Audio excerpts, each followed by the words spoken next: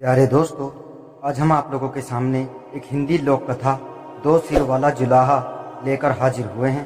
इस कहानी के माध्यम से हम आप लोगों को बताने वाले हैं कि लालच एक ऐसी बला है जिसे करने से आप हमेशा नुकसान की तरफ बढ़ते चले जाते हैं।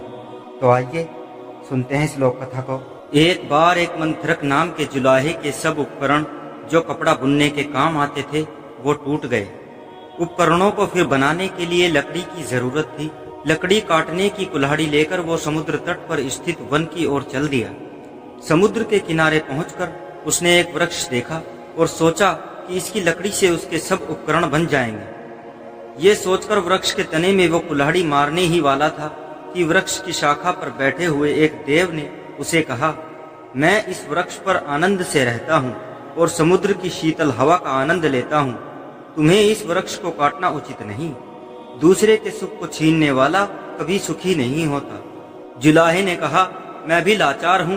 लकड़ी के बिना मेरे उपकरण नहीं बनेंगे, कपड़ा नहीं बुना जाएगा, जिससे मेरे कुटुंबी भूखे मर जाएंगे।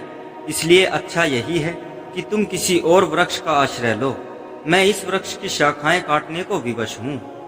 देव ने कहा, मंथरक, मैं तुम्हारे उत्तर से प्रसन्न हूँ।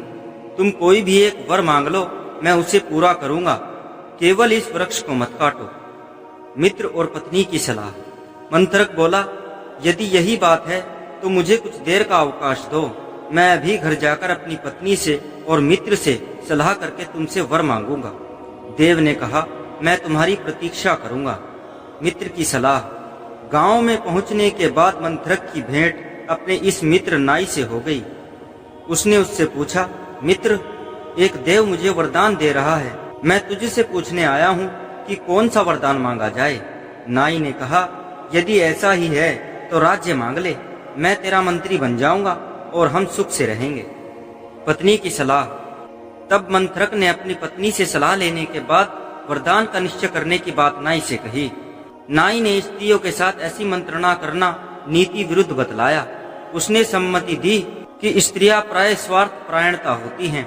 अपने सुख साधन के अतिरिक्त उन्हें कुछ भी सूझ नहीं सकता। अपने पुत्र को भी जब वो प्यार करती हैं तो भविष्य में उसके द्वारा सुख की कामनाओं से ही करती हैं। वरदान पर सलाह। मंथरक ने फिर भी पत्नी से सलाह किए बिना कुछ भी न करने का विचार प्रकट किया। घर पहुंचकर वो पत्नी से बोला, आज मुझे एक देव मिला है। वो एक वरदान देने को उद्धत है। नाई की सलाह है कि राज्य मांग लिया जाए।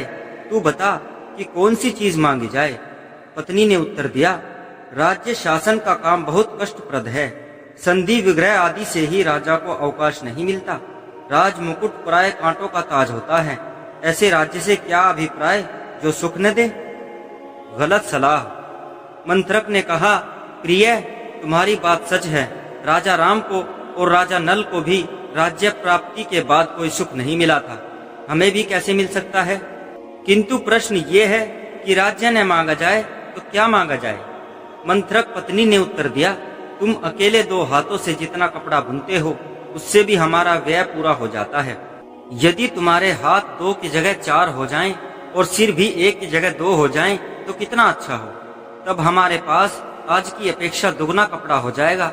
इससे समाज में हमारा मान बढ़ेगा। देव से गलत मांग। मंथरक को पत्नी की बात जच गई। समुद्र तट पर जाकर वो देव से बोला, यदि आप वर देना ही चाहते हैं तो ये वर दो कि मैं 4 हाथ और 2 सिर वाला हो जाऊं। मंथरक के कहने के साथ ही उसका मनोरथ पूरा हो गया।